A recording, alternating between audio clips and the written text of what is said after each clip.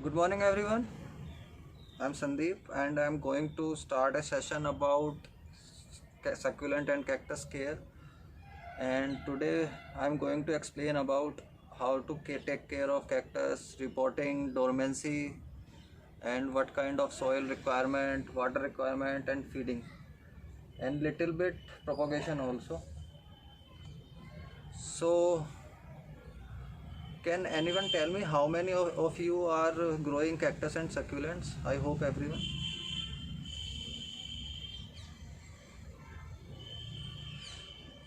Okay, that okay,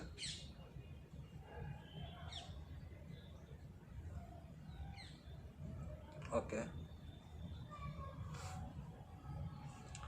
So before going to know about how to take care of them, we should know what is cactus, what is succulent, ये है क्या चीज़. Actually cactus भी एक succulent ही है. Sir succulent क्या होता है, जो अपने अंदर किसी ना किसी फॉर्म में अपना फूड और वाटर को स्टोर करके रखता है, दैट इज़ सक्यूलेंट. वो कहीं पे भी हो सकता है, वो उसके रूट में भी हो सकता है, वो उसकी स्टेप में भी हो सकता है, वो उसकी लीफ में भी हो सकता है. अडेनियम वो भी एक सक्यूलेंट है, क्योंकि वो अपने कोडेक्स में फूड स्टोर करता है. कैक्टस अपने बॉडी के अंदर स्टोर करता है. सक्यूलेंट जिसकी थी लीव्स थोड़ी सी पल्पी होती हैं, थिक होती हैं, वो अपनी लीव्स के अंदर अपना फूड स्टोर करते हैं. तो अब कैक्टस और सक्यूलेंट में डिफरेंस कहाँ पे आ जाता है. जैसे हम कैक्टस अलग बोलते हैं, सक्यूलेंट अलग बोलते हैं. तो कैक्टस क्या होता है, कैक्टस के अंदर एक एरियोल होता है. दिखाता हूँ. उस एरियोल में हमेशा 4 कांटे निकलेंगे. अगर 4 से कम निकल रहे हैं तो वो एक कैक्टस नहीं कहा जाएगा. वो सक्यूलेंट हो सकता है, बट वो कभी कैक्टस नहीं होगा. Late me show you.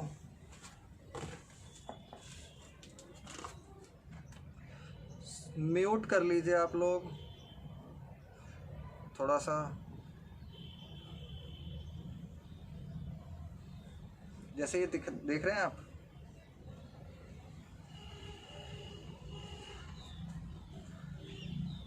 जैसे ये इसका एरियोल है.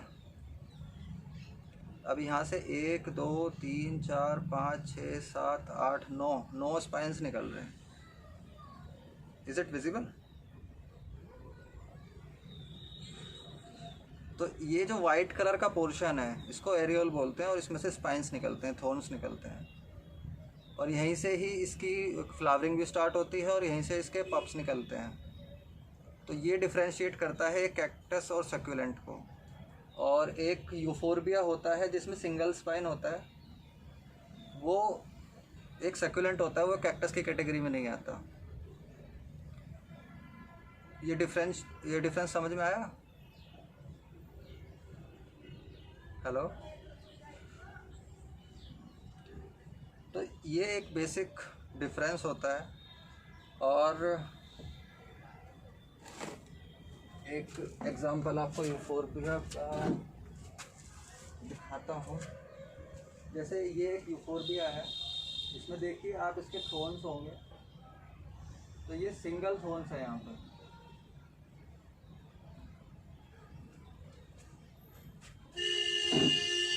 कुछ कैक्टस ऐसे होते हैं जिसमें आपको उसके कांटे नज़र नहीं आते. जैसे गिम्नोकैल्शियम की कुछ स्पीसीज़ हैं, एस्ट्रोफाइटम की कुछ स्पीसीज़ हैं. अगर आप उसको माइक्रोस्कोप से देखोगे तो आप उसके एरियोल्स और उसके कांटे भी दिख जाएंगे. एक होता है हमारा Opuntia microdasys. Let me show you.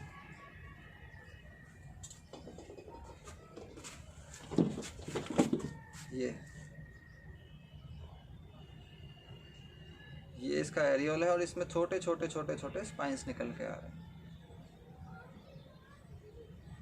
ये थोड़े सॉफ्ट होते हैं. जैसे ये स्नोप्सिस की स्पीसीज़ है, तो इसमें थोड़ा हार्ड हैं, बड़े हैं.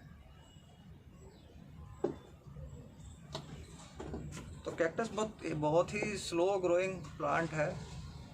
इसमें आपको पेशेंस चाहिए। अगर आपके पास पेशेंस नहीं है तो आप कैक्टस ग्रोइंग में थोड़ा सा सक्सेस नहीं हो पाएंगे।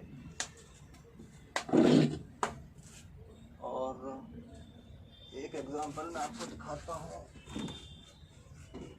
ये है मेलो का। ये अभी रिसेंटली ही मैंने लिया है रवि जी से।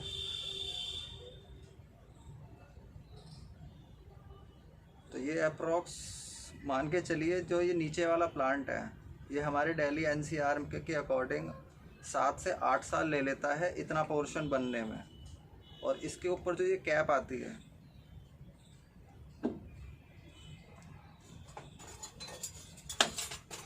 इसके ऊपर ये जो लाइनें हैं ये इसकी एज को बताती हैं कि एक लाइन मतलब 1 साल, 1 2 3 4 5, मतलब ये 5 साल का तो इतना हो गया और 7-8 साल का ये इतना हो गया। हेलो हेलो,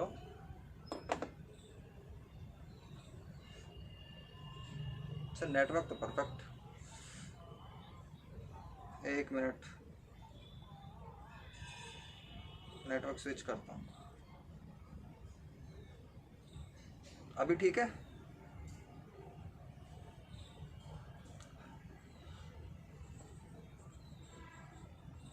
वो तो हिल रहा है ना क्योंकि हाथ में है।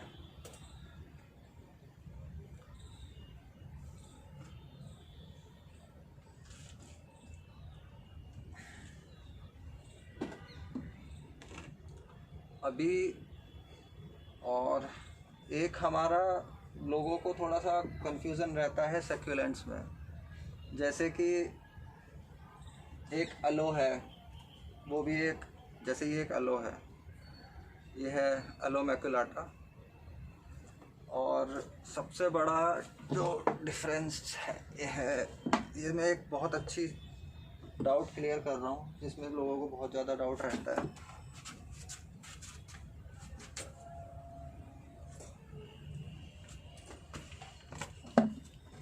ये है एक अलो मैकुलाटा, ये है गेस्टीरिया लिटिल वॉर्टी और ये है हॉवरथिया लेमेफोरिया।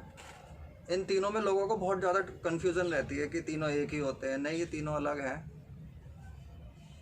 कोई गेस्टीरिया को अलो समझ लेता है, कोई अलो को गेस्टीरिया समझ लेता है और हॉवरथिया को सेम समझ लेता है। ये तीनों अलग होते हैं।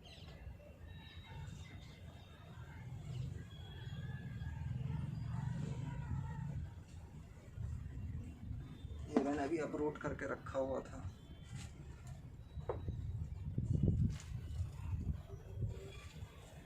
तो जैसे आप ये देख रहे हैं ना, इसकी थीव्स ये देखिए कितनी मोटी मोटी है। ये इसने यहाँ पर अपना खाना स्टोर करके रखा हुआ है। ये अभी ड्राई हो रहा है क्योंकि अभी डोरमेंसी में था, अभी भी है वैसे।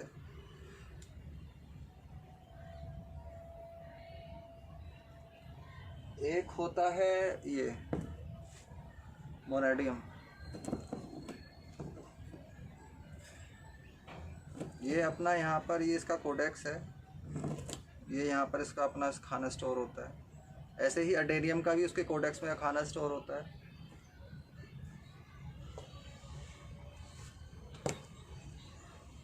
नहीं, मोनेडियम था। ये एक सैम्पीवेरियम की स्पीसीज़ है। लकीली ये 2 साल से चल रही है मेरे पास। लोगों की एनसीआर में बचती नहीं है बट ये चल रही है, पता नहीं कैसे। नीचे से ड्राई हो जाता है, ऊपर लीव आ जाती है। तो इसके यहाँ पर ये जो लीव्स हैं, इस लीव्स में खाना स्टोर होता है।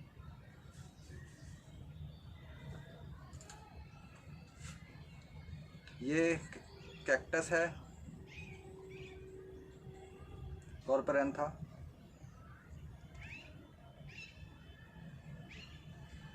इसके अंदर पूरा खाना स्टोर है। इसके देखिए रूट्स,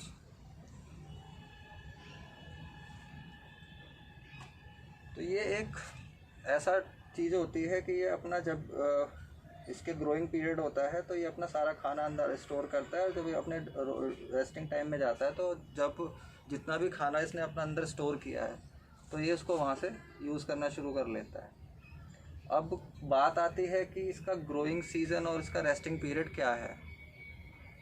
कुछ समर ग्रोइंग होते हैं, कुछ विंटर ग्रोइंग होते हैं। अब कैक्टस सारे के सारे हमारे समर ग्रोइंग हैं। जितने सक्यूलेंट्स हैं वो हमारे एनसीआर के अकॉर्डिंग विंटर ग्रोइंग है, कुछ को छोड़ के, जैसे अलो, अगावे, गेस्टीरिया, ये हमारे समर में चल जाते हैं। बट जो जैसे सेम्पीवेरियम हो गया, एचिवेरिया हो गया, सीडम की वैरायटी हो गई, ये हमारे एनसीआर के लिए सीजनल प्लांट्स हैं, जिन्हें हम सॉफ्ट लीव्स प्लांट्स भी बोलते हैं। तो ये हमारे जो एनसीआर का क्लाइमेट है उसको बियर नहीं कर पाते, हीट को बियर नहीं कर पाते और समर में मर जाते हैं। तो हम उनको एज ए सीजनल हमारे एनसीआर में ग्रो करते हैं।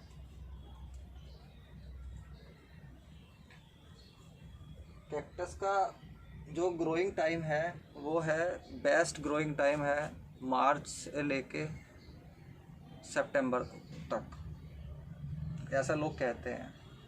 मार्च अप्रैल में सबसे अच्छी ग्रोथ लेता है।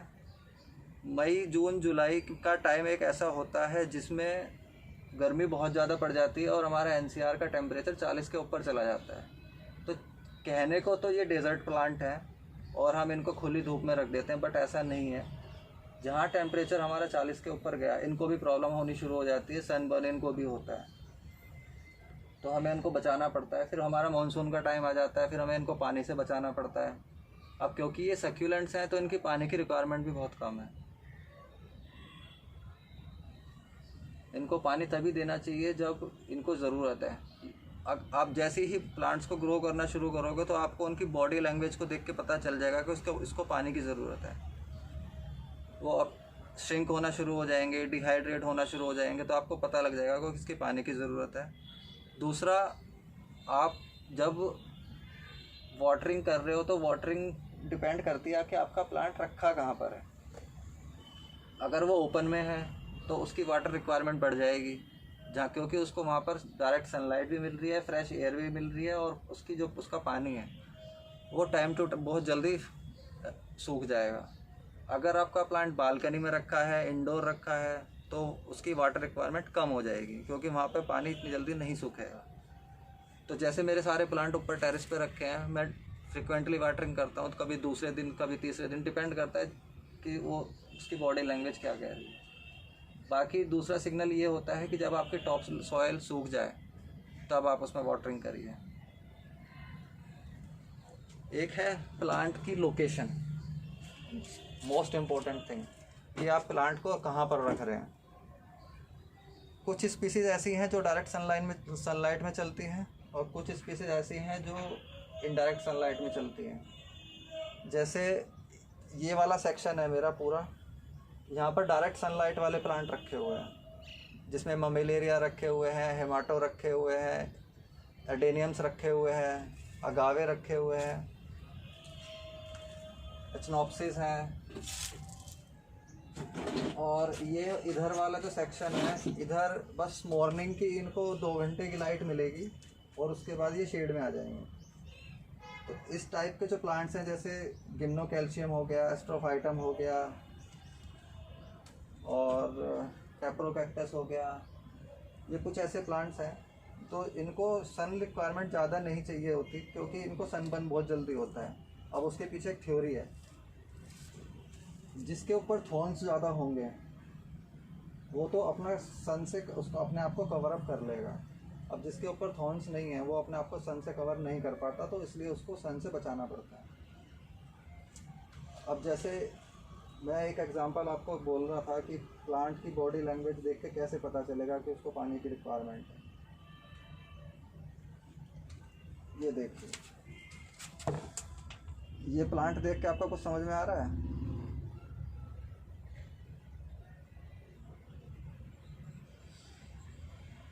थोड़ा श्रिंक भी हो रहा है, लग रहा है ना? तो ये एक सिग्नल होता है समझने का कि इस प्लांट को पानी की ज़रूरत है, ये अभी डिहाइड्रेटेड है। दूसरा एक एग्जांपल, ये देखिए, इसको देख के कुछ समझ में आ रहा है? ये श्रिंक नहीं है, इसकी ये परफेक्ट हेल्दी प्लांट है, इसको अभी वाटरिंग की ज़रूरत नहीं है। तो ये मैंने इसलिए आपको दोनों प्लांट इसलिए दिखाए क्योंकि एक आपको समझ में आ जाए कि इसको वाटर रिक्वायरमेंट कैसे और कब की ज़रूरत होती है। हाँ जी,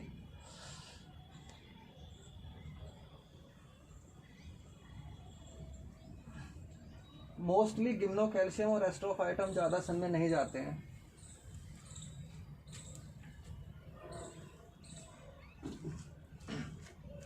और जैसे ये अलोज हैं, ये सारे पार्शल शेड में रखे हुए हैं। तो ये इस तरीके से हमें अपने लोकेशन देखनी पड़ती है कि हमें प्लांट की पहले रिक्वायरमेंट क्या है, उसके अकॉर्डिंग हमें उसकी लोकेशन को देखना पड़ता है और उसके हिसाब से रखना पड़ता है। अगर मैं इसी प्लांट को आफ्टरनून की सन में रख दूंगा तो क्या होगा, इसका दिखाता हूँ क्या होगा। एक दिन रख के देखा था एक्सपेरिमेंट करने के लिए।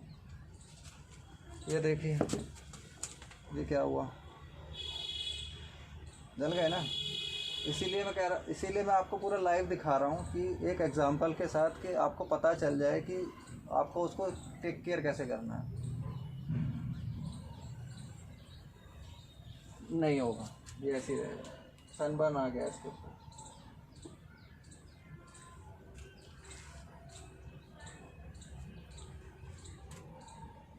ये कॉन्सेप्ट समझ में आया?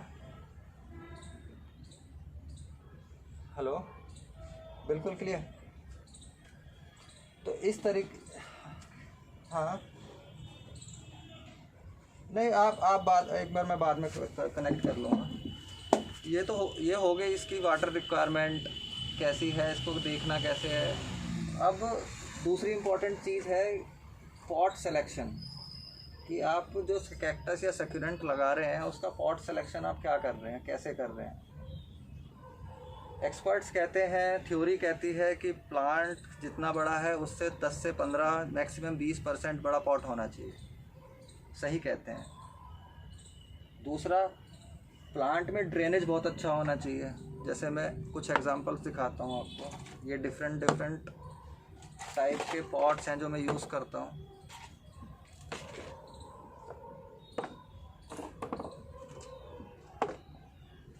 अब ये पॉट है, ये देखिए इसमें ड्रेनेज।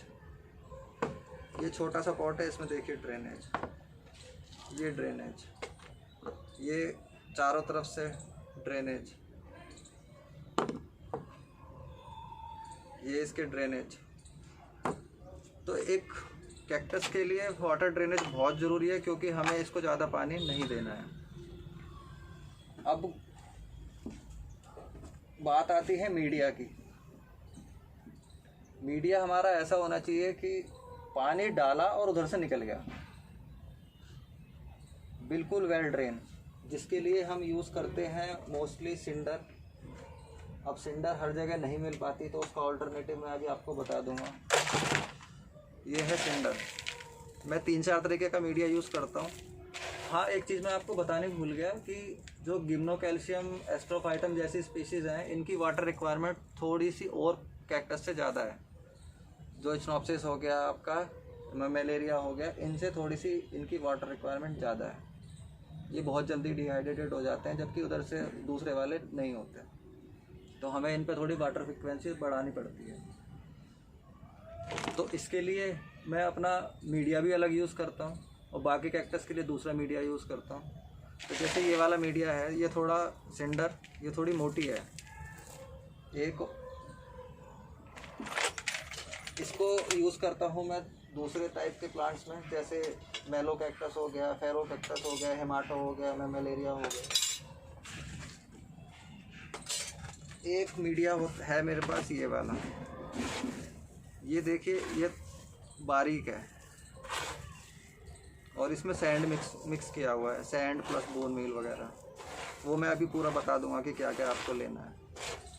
तो इस टाइप का मीडिया मैं यूज़ करता हूँ गिम्नो कैल्शियम और एस्ट्रोफाइटम टाइप के प्लांट्स के लिए। तीसरा टाइप का मीडिया मैं यूज़ करता हूँ ये वाला। जब मेरे पास सिंडर नहीं होता तो मुझे ये यूज़ करना पड़ता है। इसमें सैंड है, बजरी है और थोड़ी सी वर्मी कंपोस्ट है, प्लस फूड चारकोल। ये दे छोटे छोटे से टुकड़े। तो ये एक सब्स्टिट्यूट है अगर आपके पास सिंडर नहीं है तो। इसमें भी प्लांट बहुत अच्छा चलता है, कोई प्रॉब्लम नहीं आती। छोटे छोटे पत्थर के टुकड़े, आप ईंट के टुकड़े लीजिए, बहुत बढ़िया होते हैं। जैसे आप ईंट के छोटे छोटे ब्रिक पीस कर लीजिए,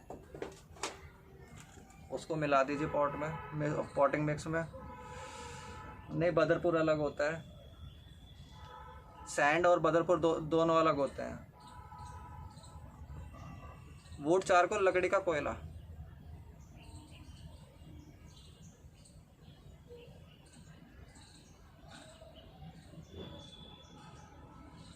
सर बजरी के अलग अलग डेफिनेशन है, अलग अलग डेफिनेशन है। हर एरिया में बजरी को कुछ बोला जाता है। कुछ लोग सैंड को ही बजरी बोलते हैं, कुछ लोग पत्थर को भी बजरी बोलते हैं जो कंस्ट्रक्शन। हाँ बता दीजिए। हाँ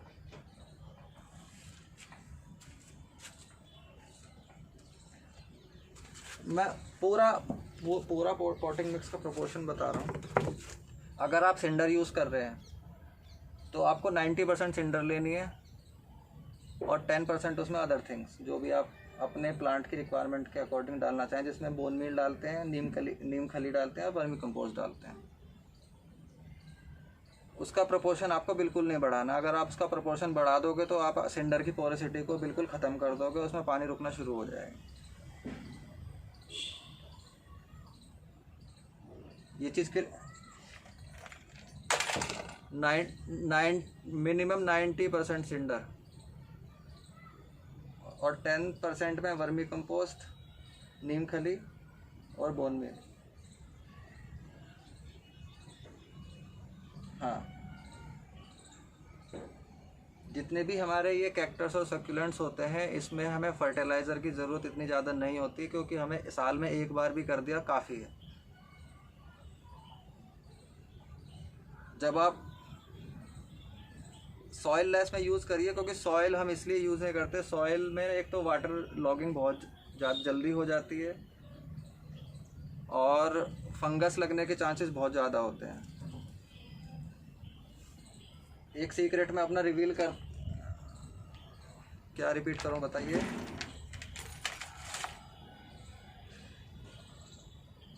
सॉइल मिक्सचर में 90% सिंडर, बाकी का जो 10% बचा है उसमें बोन मील, वर्मी कंपोस्ट और नीम केक।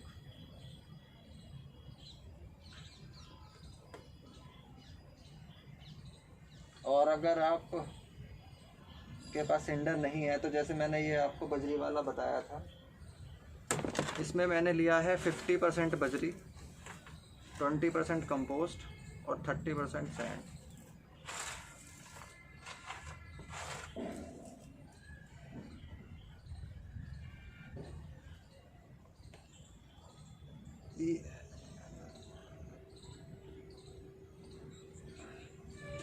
मैं वुड चारकोल का तो 1-2 पीस ही डालना होता है, वो तो काउंट ही नहीं करते हम।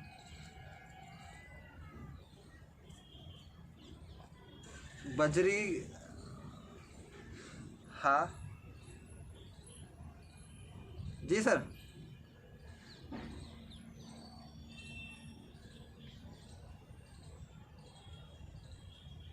हाँ जी,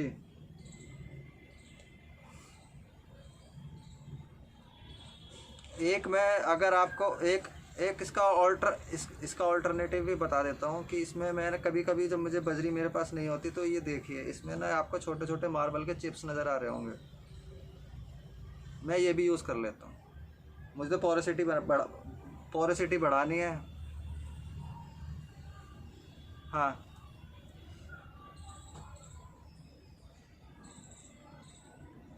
जी जी जी। नहीं नहीं नहीं, स्टोन डस्ट बजरी नहीं होती।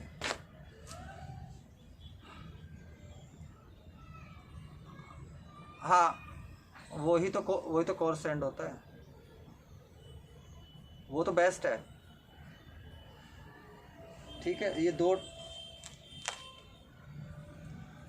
आपके लिए अलग से कुछ अरेंजमेंट करवाएंगे। एक तीसरा मीडिया था ये वाला, ये देखिए कितना बारीक मीडिया है। इसमें 60% सिंडर है, फाइन ग्रेन, मोटी वाली नहीं है, और इसमें 30% सैंड है और 10% कंपोस्ट और बोन मील है। इसको मैं यूज़ करता हूँ एस्ट्रोफाइटम और गिम्लो कैल्शियम के लिए, क्योंकि उसमें वाटर रिक्वायरमेंट थोड़ी ज़्यादा है। तो इसमें सैंड होता है तो थोड़ी वाटर होल्डिंग कैपेसिटी बढ़ जाती है। बदरपुर के लिए बहुत लोगों का डाउट है, बदरपुर यूज़ कर लेना चाहिए। काफ़ी लोगों के प्लांट बदरपुर में बहुत अच्छे चलते हैं। मेरा एक्सपीरियंस थोड़ा ख़राब रहा बदरपुर के साथ। पहले मैं यूज़ करता था तो मैंने उसमें एक चीज़ ऑब्ज़र्व करी कि बदरपुर में वाटर होल्डिंग कैपेसिटी सैंड से बहुत ज़्यादा होती है, जो कि कभी कभी रूट रॉट की प्रॉब्लम को बढ़ावा देती है और इनवाइट दे देती है कि रूट रॉट हो जाए।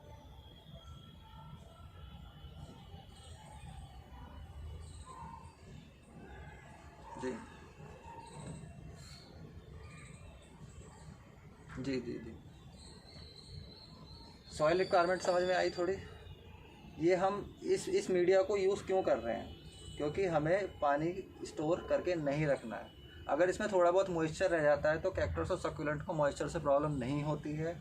कैक्टस और सक्यूलेंट को प्रॉब्लम होती है वाटर लॉगिंग से, स्टैग्नेंट वाटर से। सेम होते हैं, हिंदी में बोल दिया आपने बस।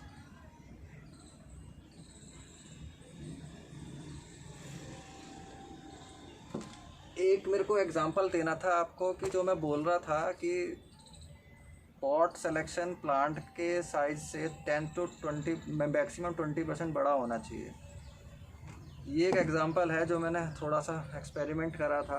ये पॉट का साइज़ देखिए, 5 इंच का पॉट है, और ये प्लांट देखिए इतना छोटू सा प्लांट। ये मैंने इतने बड़े पॉट में लगा दिया, गॉन।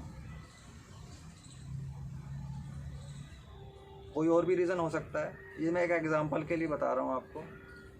अब रीज़न क्या रहा? रीज़न ये रहा क्योंकि जितना बड़ा पॉट होगा उतनी ज़्यादा वाटर कैपेसिटी बढ़ेगी, और प्लांट है आपका छोटू सा, तो वो तो प्रॉब्लम आनी है। दूसरा, आपके प्लांट की लुक भी अच्छी नहीं आएगी। एक इतना बड़ा पॉट और बीच में एक छोटा सा प्लांट रखा हुआ है। कुछ दिन पहले मैंने एक फ़ोटो शेयर करी थी एक छोटे से प्लांट में, जैसे ये वाली। ये देखिए ये कितना बड़ा प्लांट है,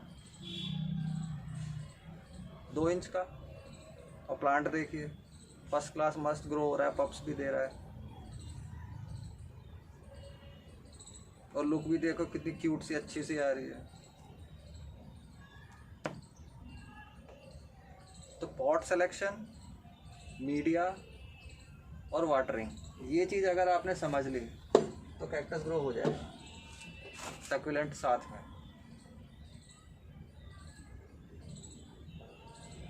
Am I clear?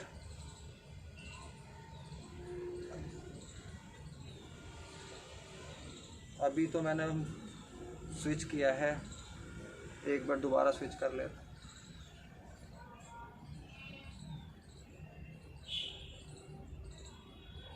Okay, thank you for confirmation. हाँ जी, आप क्या कह रहे थे?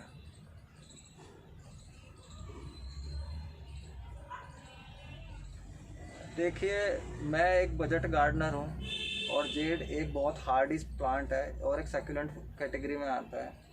आप उसमें एक सिंडर जैसा कॉस्टली मीडिया वेस्ट मत करिए, वो सॉइल में भी चल जाता है, बस उसमें मिट्टी में भी चल जाएगा वो, बस उसमें 50% सैंड मिला लीजिएगा।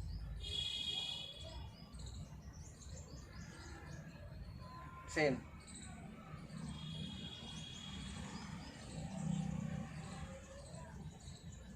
वही तो कह रहा हूँ, आपके लिए कुछ अल्टरनेटिव ढूंढूंगा मैं अभी।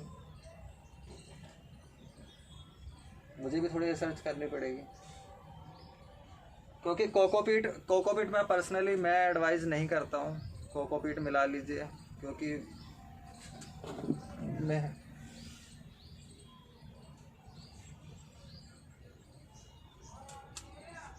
जी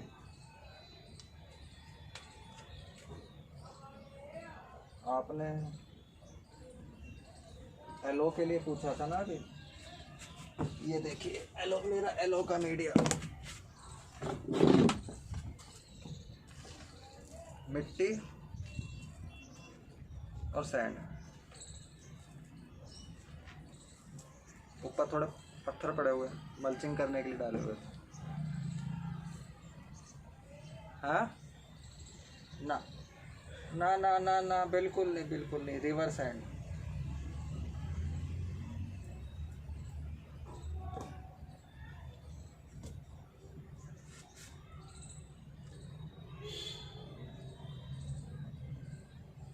जी फर्स्ट क्लास।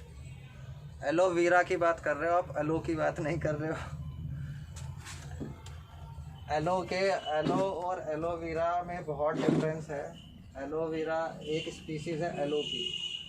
480 टाइप के एलो होते हैं जिसमें से एक एलोवेरा होता है।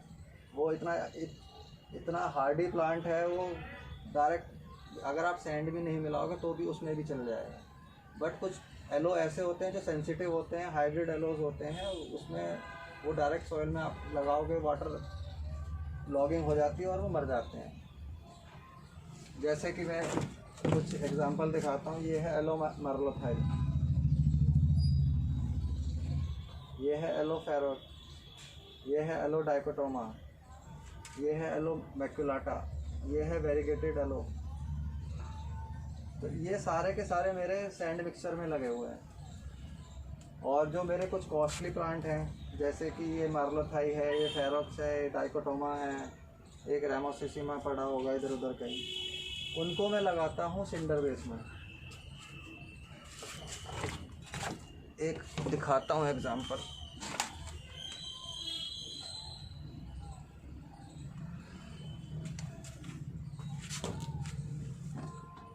ये प्लांट दिख रहा है,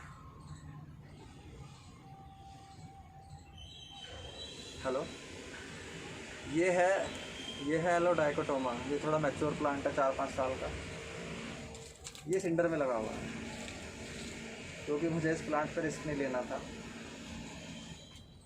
और मुझे इसे थोड़ा सा बढ़ाना है, क्योंकि ये एक ट्री एलो है और इसको मुझे कम से कम 3-4 फीट की हाइट देके इसको एक स्पेसिमेन बनाना है। तो मैं इस पर रिस्क नहीं ले सकता था, तो मैंने इसको अभी सिंडर में लगा रखा है। प्लांट बिल्कुल बिल्कुल बिल्कुल बिल्कुल बिल्कुल बहुत बढ़िया चलते हैं। एक कैटेगरी आती है इसमें अगावे की। हाँ, मैंने सबको अलाउ कर दिया, किसी को डिक्लाइन नहीं किया। दोबारा करवा दीजिए।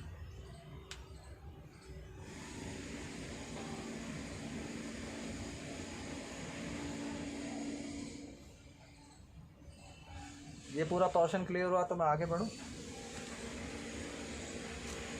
चलो, नेक्स्ट हमारा टॉपिक आता है प्रोपोगेशन का, कि हम इनको प्रोपोगेट कैसे करें। जो हमारे सक्यूलेंट्स होते हैं वो तो लीफ से बहुत इजीली प्रोपोगेट हो जाते हैं, बट प्रॉब्लम यही आती है कि सरवाइव नहीं कर पाते हैं। तो मैं यही सजेस्ट करूँगा जितने भी, जी मैं ऐसा नहीं कह रहा हूँ, मैं ये कहना चाह रहा हूँ कि जितने भी हमारे सक्यूलेंट्स हैं वो दिल्ली एनसीआर में सरवाइव नहीं कर पाते हैं। जो जितने भी सॉफ्ट लीफ वाले जितने भी होते हैं वो as a seasonal plant grow होते हैं। दिल्ली एनसीआर के अकॉर्डिंग जो बेस्ट सक्यूलेंट्स हैं that is adenium, aloe, gasteria, agave और हॉवर्थिया के कुछ स्पीसीज़ हैं जैसे लिमिफोरिया वगैरह हैं। गेस्टीरिया भी सारे नहीं चलते हैं, गेस्टीरिया में भी कुछ ही हैं, जैसे बाई कलर है, लिटिल वॉर्टी है, इस टाइप के कुछ हैं जो चल जाते हैं।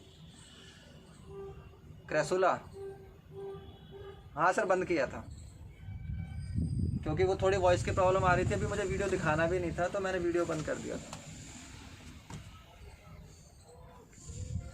क्रेसुला की बात कर रहे हैं मैम आप, क्रेसुला नहीं चल पाता है। चलाने वाले चला लेते हैं बट उसको हीट से बचा कर रखिएगा। इंडोर में मैं आपको उसकी थ्योरी बता देता हूँ। जो सक्यूलेंट्स हैं उनको फ्रेश एयर चाहिए और इनडायरेक्ट ब्राइट लाइट चाहिए। और हीट भी नहीं चाहिए। अब यस, एग्जैक्टली सारे को। अब उसके अकॉर्डिंग आपको लोकेशन ढूंढनी पड़ेगी अपनी। थ्योरी तो ये कहती है कि साउथर्न विंडो आपकी बेस्ट होती है, जिसमें आपकी सिर्फ मॉर्निंग की सनलाइट आती है। सक्यूलेंट्स की जो रिक्वायरमेंट होती है वो होती है fresh air, indirect bright light और लेस वाटरिंग। अगर आप ये प्रोवाइड कर रहे हैं तो आपके सक्यूलेंट सारे चल जाएंगे। हाँ जी,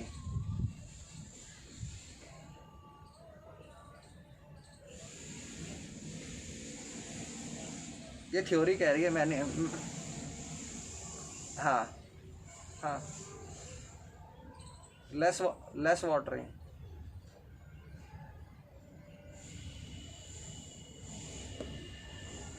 और जब प्लांट डोरमेंसी में चला जाए, और डोरमेंसी में कब जाता है और उसका ग्रोइंग टाइम कैसे होता है, तो जितने भी हमारे सक्यूलेंट्स हैं ये मोस्टली जैसे विंटर ग्रोइंग प्लांट हैं, तो इनका सीज़न हमारे यहाँ पे अक्टूबर के बाद से शुरू हो जाता है और फेब एंड और मार्च मिड तक ये बिल्कुल फर्स्ट क्लास ग्रो होते हैं। और उसके बाद ये डोरमेंसी में जाने शुरू हो जाते हैं। अब वो डोरमेंसी में कैसे जा रहे हैं ये कैसे पता चलेगा? उसका सिंपल सा फंडा है, वो उसकी जो नीचे की लीव्स होती हैं वो ब्राउन होकर गिरनी शुरू हो जाएंगी, लीव्स थोड़ी सी पल्पी हो जाएंगी, तो आपको सिग्नल मिल जाएगा कि डोरमेंसी में जा रहा है। तो आपको वहाँ पर उसकी वाटरिंग बिल्कुल रोक देनी है, पानी बिल्कुल नहीं देना है उसको। उस टाइम पे अगर आपने उसको पानी दे दिया तो वो ओवरनाइट मर जाएगा, फिर उसको कोई नहीं बचाएगा। बिल्कुल वाटरिंग नहीं, डोरमेंसी में बिल्कुल वाटरिंग नहीं, कोई वाटरिंग नहीं। मैं आपको एक प्लांट दिखाऊंगा अपना, उसको मैंने पिछले 6 महीने से पानी नहीं दिया है, और उसकी आप हेल्थ भी देखोगे ना, you will be shocked. Yes, exactly.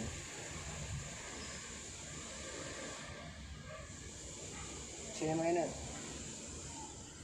मैंने उसको लास्ट फेब में पानी दिया था, उसके बाद अभी तक पानी नहीं दिया।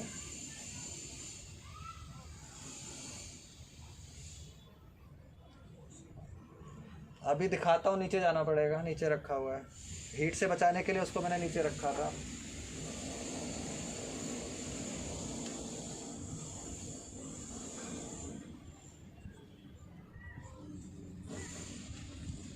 एग्जैक्टली वो कंटिन्यू रखें।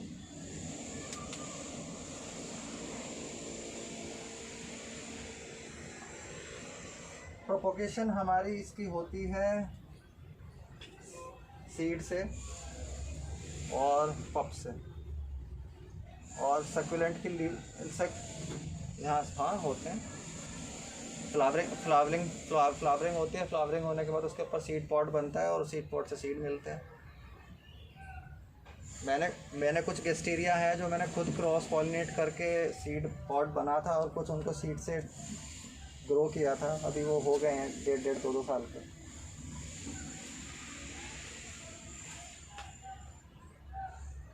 हाँ मोस्टली कैक्टस में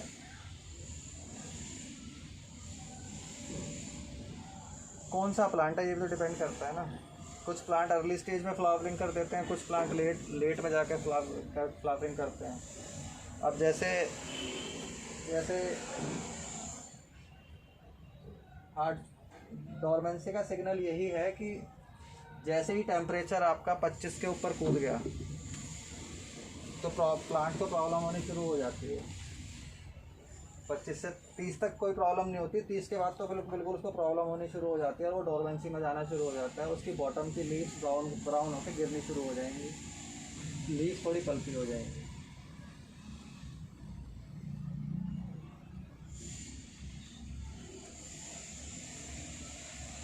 उसको बस हीट से बचाना है और पानी नहीं देना है। इतना कर लीजिए, सिर्फ जुलाई तक बचा लीजिए उसको। जुलाई के बाद वो वापस अपनी लाइफ ग्रोथ में आ जाएगा। हाँ, बेंगलोर में तो परफेक्ट चलते हैं, बैंगलोर पुणे में बिल्कुल परफेक्ट प्लांट चलते हैं, कोई प्रॉब्लम नहीं है। तो मैं प्रॉब्लम प्रॉब्लम प्रॉब्लम आती है दिल्ली एनसीआर में।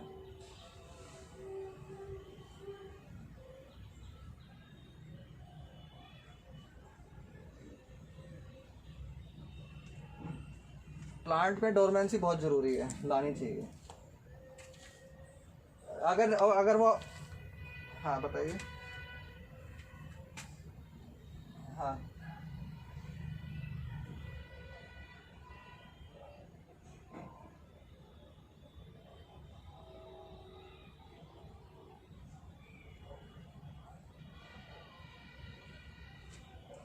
हाँ, यस, पानी तो बिल्कुल नहीं देना है।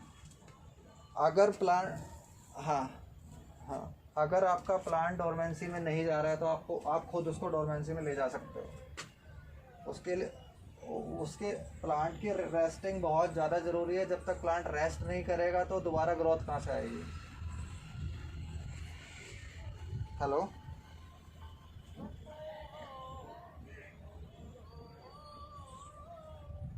नहीं नहीं, हाँ हाँ, नहीं, फ्रेश एयर मिलनी चाहिए। हाँ, मैं ये बता रहा था कि अगर प्लांट डोरमेंसी में खुद नहीं जा रहा है तो आपको उसको लेके जाना पड़ेगा।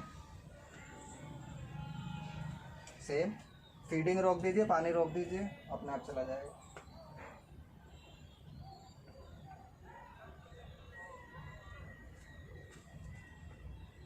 जब तक उसको खाना मिलता रहेगा वो कहाँ से डोरमेंसी में जाएगा। कैक्टस और सक्यूलेंट की फीडिंग है वाटरिंग, उससे ज़्यादा उनको कुछ नहीं चाहिए। और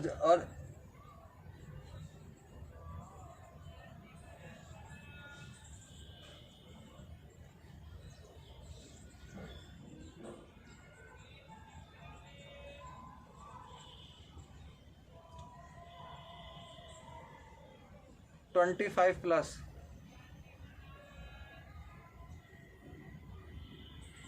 10 से 25 के बीच में सक्यूलेंट बहुत अच्छे ग्रो होते हैं।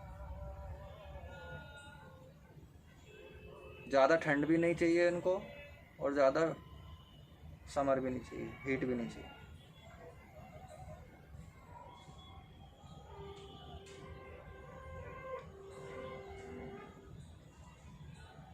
हाँ,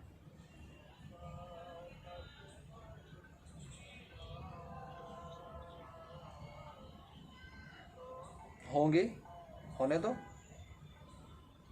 वो खाना किस लिए स्टोर करके रखा है उसने अपने अंदर? वो इसी टाइम के लिए तो उसने अपने अंदर खाना स्टोर करके रखा हुआ है कि जब उसका रेस्टिंग पीरियड होगा तो वो अपने खाने को यूज़ करेगा।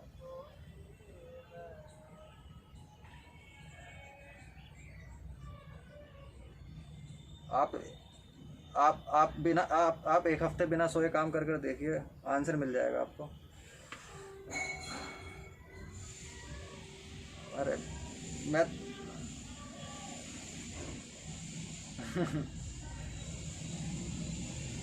कंट्रोल कंट्रोल अपने अपने ऊपर कंट्रोल करना पड़ेगा, पेशेंस अपने अंदर लाने पड़ेंगे अगर आप कैक्टस और सक्यूलेंट की दुनिया में जाना चाहते हैं। दूसरा,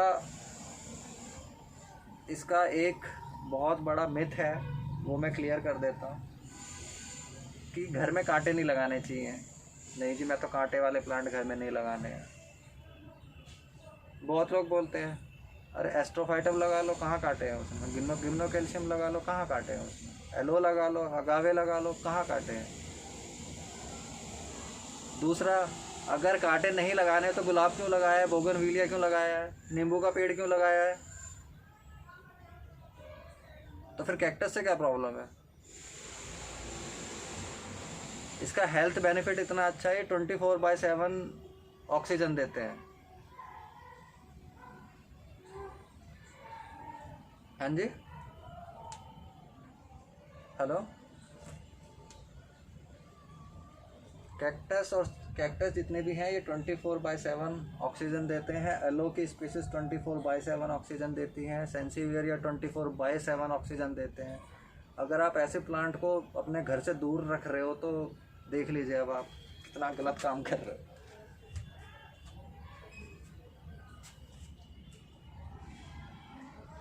कुछ कैक्टस ऐसे होते हैं जो जैसे यूफोर्बिया के कुछ स्पीसीज़ हैं जो मेडिसिन वगैरह में भी यूज़ होती हैं। एलो का तो आप सबको पता ही है, एलो का तो मेडिसिनल यूज़ कितना अच्छा है। और एक चीज़ और मेरे को आपको बतानी थी कि आपने कुछ कैक्टस ऐसे देखे होंगे जो रंग बिरंगे से होते हैं, बट वो अपने आप खाना नहीं ले पाते, तो हमें उनको ग्राफ्ट करना पड़ता है। अब वो अपने आप खाना क्यों नहीं ले पाते? क्योंकि उसके अंदर क्लोरोफिल नहीं है, ग्रीन पार्ट नहीं है। ये एक जापानीज़ ने कुछ हाइब्रिड बनाए थे गिम्नो कैल्शियम के, जिनको हम मून कैक्टस भी बोलते हैं। एक्चुअल में उसका नाम होता है गिम्नो कैल्शियम मियानावाची, ऐसी कुछ नाम है उसका, एग्जैक्ट मेरे को याद नहीं आ रहा। जिसको मून कैक्टस भी बोलते हैं। जैसे पिंक कलर के आपने देखे होंगे, येलो कलर के, रेड कलर के। तो इन हाँ, तो उसको हमें हमेशा ग्राफ्ट करना पड़ता है, क्योंकि वो अपने आप से खाना नहीं बना सकता। वही तो बोल रहा हूँ, नीचे का पोर्शन उसका दूसरा है, ऊपर वाला पोर्शन दूसरा है। जो नीचे वाला है वो आपका स्टेनोसीरियस होगा, उसको स्टेनोसीरियस के ऊपर ग्राफ्ट किया गया होगा। दूसरा ग्राफ्ट हम क्यों करते हैं कि एक तो रीज़न ये हो गया, दूसरा आपने देखा होगा कुछ ग्रीन प्लांट भी हैं जिनको हम ग्राफ्ट कर देते हैं, क्योंकि कैक्टस एक बहुत स्लो ग्रोइंग प्लांट है, बहुत साल लेता है।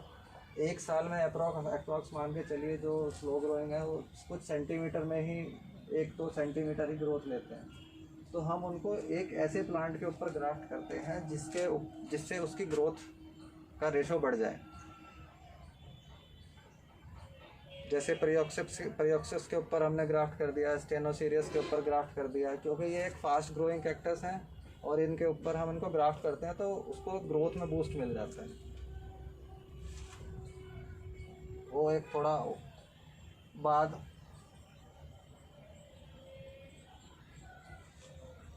दोनों अलग अलग प्लांट है, नहीं दोनों अलग अलग होते हैं। देखने में तो अच्छे लगते हैं कैम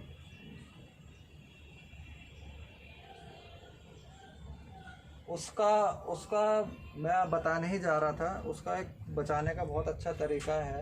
उसमें जो कॉमन मिस्टेक लोग करते हैं, वाटरिंग जब भी आप किसी प्लांट को कर रहे हो, तो जो नॉन ग्राफ्टेड प्लांट हैं आप सीधा प्लांट के ऊपर पानी डाल दीजिए, कोई प्रॉब्लम नहीं है। बट जितने भी ग्राफ्टेड प्लांट हैं उसकी जो वाटरिंग कर रहे हो, ग्राफ्ट एरिया पे कभी भी पानी नहीं लगना चाहिए। अगर ग्राफ्ट एरिया पे पानी लग गया तो उस पर फंगस लग जाएगी और आपका प्लांट वहीं मर जाएगा। ग्राफ्टेड प्लांट को हमेशा नीचे से पानी देना है।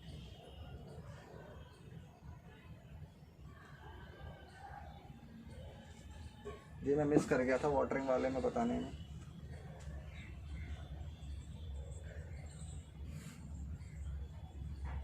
हाँ,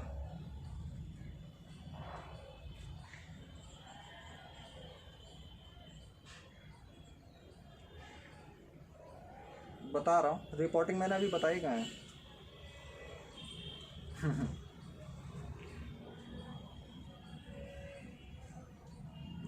अभी रिपोर्टिंग बता रहा हूँ सर। तो ये एक चीज़ थी। अब जैसे रिपोर्टिंग हमें करनी है, रिपोर्टिंग हमें जब भी करनी है, जब भी उसका ग्रोइंग पीरियड स्टार्ट हो रहा है तब हमें उसको रिपोर्ट करना है। अब ग्रोइंग पीरियड हमारा स्टार्ट होता है फेब मिड के बाद से। तो फेब मिड एक रिपोर्टिंग के लिए बेस्ट टाइम होता है, जिसमें हम अपने सारे कैक्टस को, अगावेस को, अडेनियम्स को रिपोर्ट कर सकते हैं।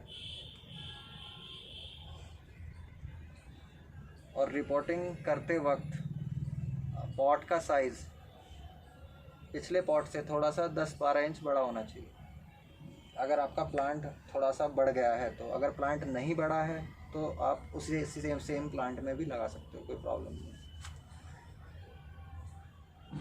हम वीडियो बंद कर रखा है, मैंने दिखा नहीं रहा था ना कुछ भी। जब कुछ दिखाऊंगा तो वीडियो ऑन कर लूँगा। वो थोड़ी बैंडविड्थ के वजह से करता हूँ ना। हाँ जी,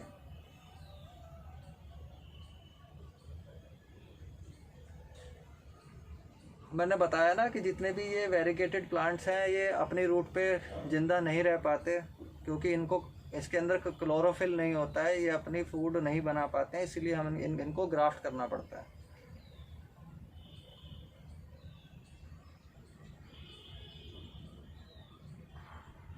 यस,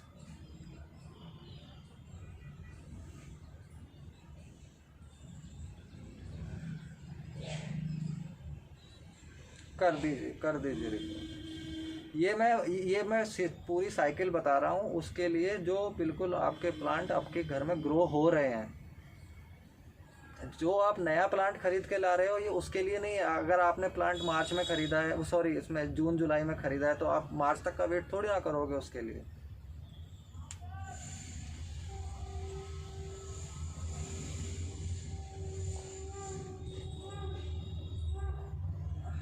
हाँ, कैक्टस सबसे अच्छा ग्रो करता है मार्च अप्रैल और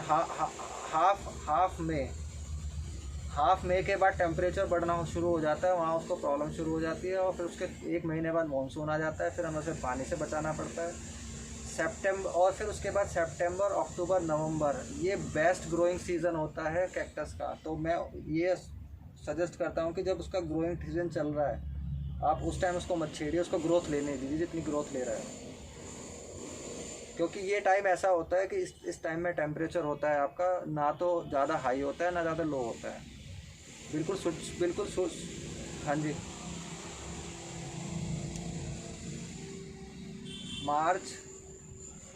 मार्च अप्रैल। मैं कैक्टस का बता रहा हूँ, सक्यूलेंट का तो विंटर है। कैक्टस का मार्च अप्रैल सितंबर अक्टूबर नवंबर, दिल्ली एनसीआर के अकॉर्डिंग।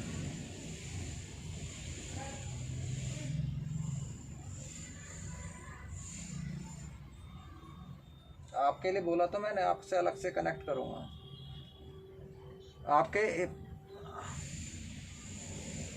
हाँ, अभी मैंने अपने एनसीआर के बाहर के क्लाइमेट पे थोड़ा एक्सपेरिमेंट नहीं किया है, रिसर्च नहीं की है, पढ़ा नहीं है, तो मैं अभी उसके ऊपर कुछ कमिट नहीं कर सकता और गलत चीज़ मैं बताना नहीं चाहूँगा।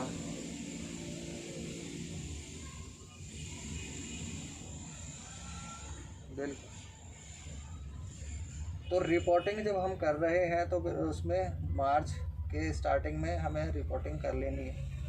और रिपोर्टिंग करने के बाद, जैसे रिपोर्टिंग की आपने, रिपोर्टिंग करने के बाद उसमें फुल वाटरिंग नहीं करनी है। और एक चीज़ और, जब आप प्लांट को अपरूट कर रहे हैं तो अपरूट करने के बाद उसकी रूट्स को अच्छे से वॉश कर लीजिए।